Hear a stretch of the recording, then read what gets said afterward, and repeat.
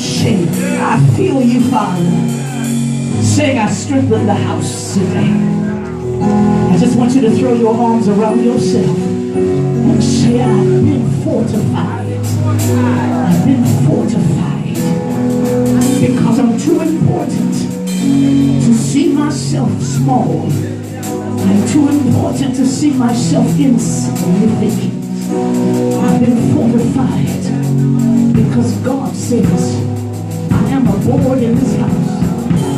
I am a board that came from a twisted place. I am a board that came from a place where I didn't know who I was. I didn't know my value. I didn't know I had volume. I didn't know I had voice. But God chose me while I was still twisted, while I was still turned, while I still looked crazy to my parents. I looked crazy to my boyfriend. I looked crazy in those days to my teachers. But God took a little twisted girl that didn't know right from wrong, that had all kind of issues. I'm just telling you a little bit about me just for a minute. I didn't know where I was going. I was confused.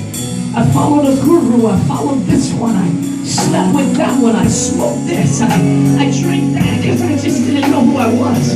And as much as my parents loved me, they couldn't find me because they didn't know the Word of God. But I had a praying grandmama. I had a praying grandmama. I had a praying grandmama who got on her knees and she called out my name before the living God. And she said, God, I got this grandbaby. And she got some pretty eyes and she got some pretty skin, but she won't make it without you, Jesus. She won't make it if you don't help her. And so I asked you, God, to find her down there in that school. Find her at Clark College. Follow her around the university.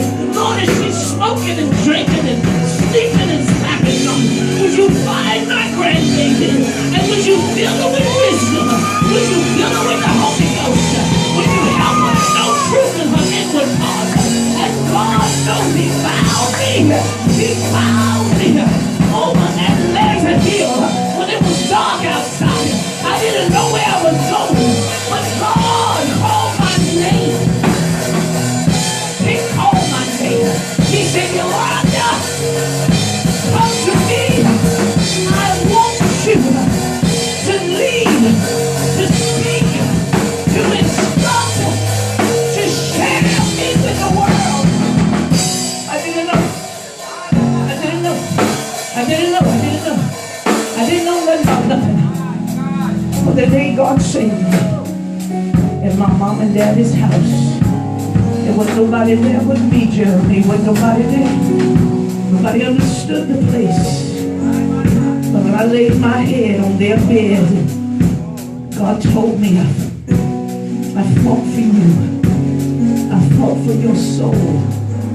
When the enemy came against you to devour your flesh and take your mind, thought I was going to lose my mind. I was slipping.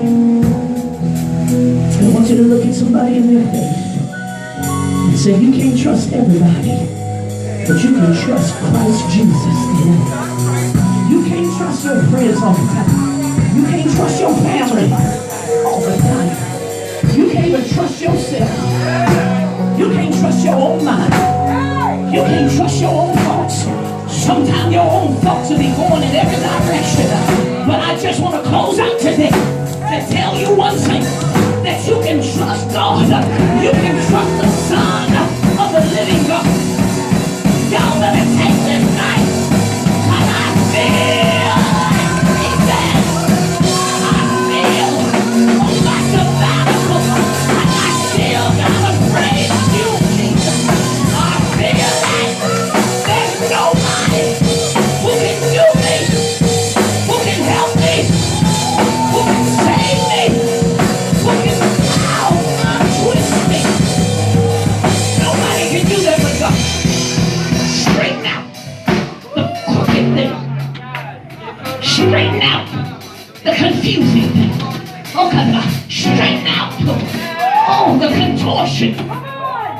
Straighten out the confusion. No, nobody can straighten out the confusion.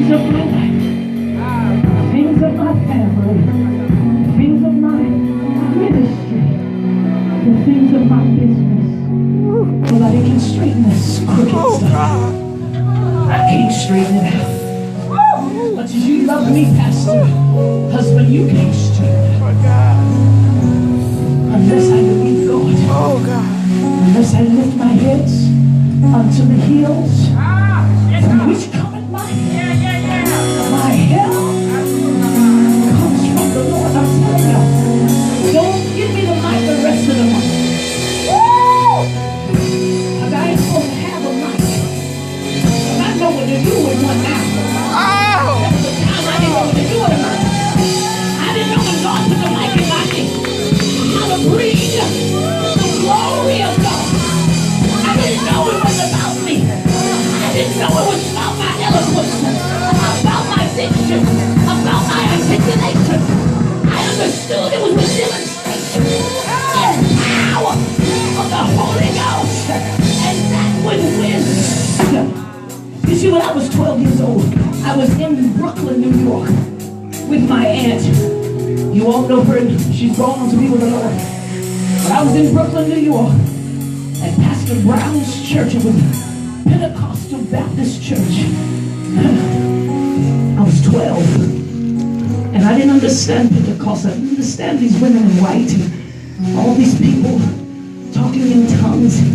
It was confusing to me because I grew up in a middle-class family, and my mom and daddy didn't do church, and I went to church only with my grandmother. And my grandmother took me to Brooklyn with her to find my aunt. And I'm almost done, but you gotta hear this. I heard the Spirit of the Lord say, don't get down until you tell this. And my grandmother didn't believe in God. This is not my grandmother that prayed, Carmita. This is my other grandmother on my maternal side, Gladys. I had one grandmother who prayed and another grandmother who doubted. And I loved them both because they were my grandma. And I was with Grandma Gladys in Brooklyn. They were praying for prayer day, and they were fasting like we're getting ready to do, but they wouldn't eat nothing.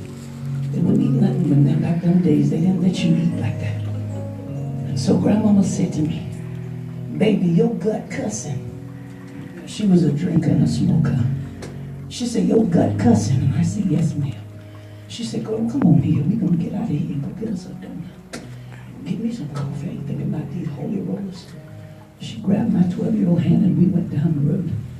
She got us something and we came back in the building. And I can't describe to you, when I was standing in that building with all those thousands of people in white, and they had this big barrel on the stage with prayer requests. Elder Allison and everybody had a piece of paper about that. By the time Grandmama and I got back, they were giving everyone a piece of paper, and they were saying, put your prayer requests in this barrel, and they was going to turn it like this and pray. And as they turned and prayed, that God was going to answer our prayer.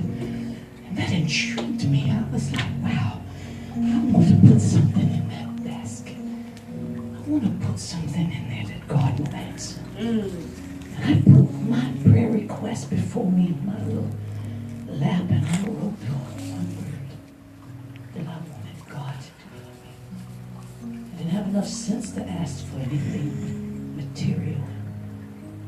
I just went with what was in my belly. And I wrote the word W.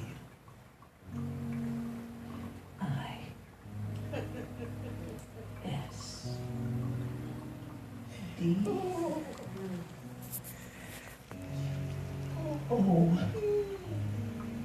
M. 12 years old. I wrote wisdom. God, if you give me wisdom, I'll understand all these things. Jesus. At 12 years old. So I wrote my paper and I did put it in barrel. This year I'll be 55 years old. I tell you what I know. The word that this seasoned teacher told us today is the truth. Some days I'll have no strength. I feel very small at times with the issues of my life. Hatreds and the scandals, resistance. But the wisdom of God. God has answered. And I cannot explain it.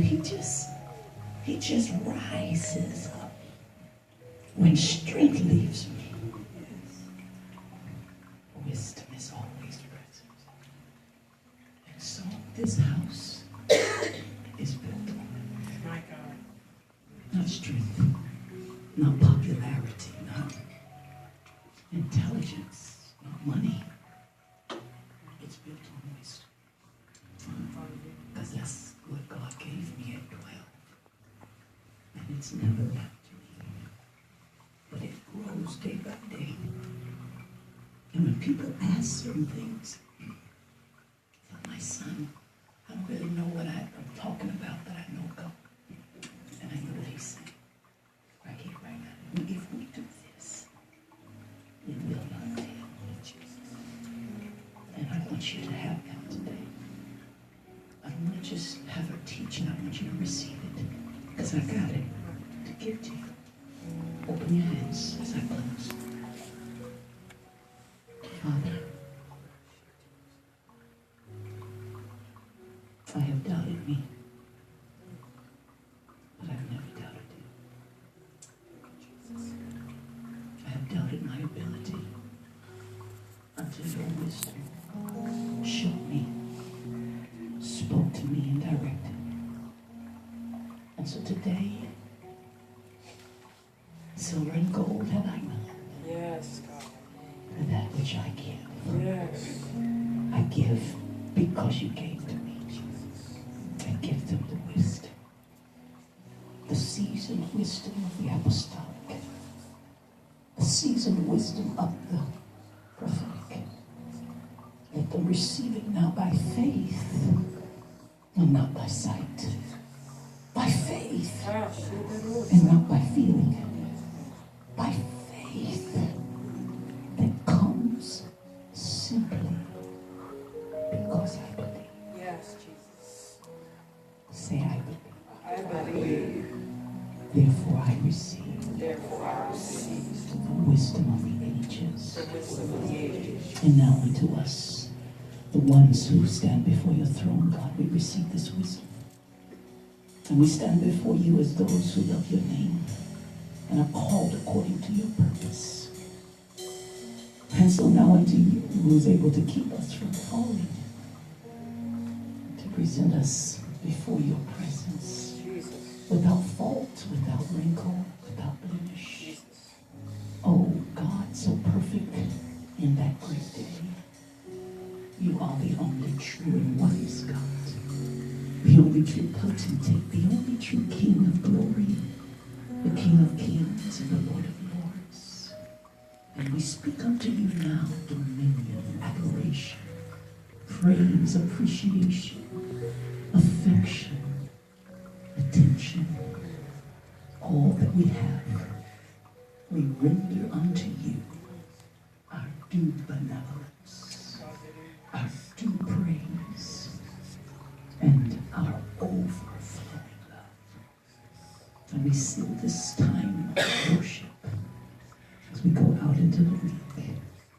In Jesus' name, we go out wise to tell of him who loved us and gave us us. In Jesus' name we pray. And everyone agree and say amen. Amen. Put your arms around somebody and say, I've been changed today in an extraordinary way. I'm made wise. I can now see what lies the past. I was intentional, but now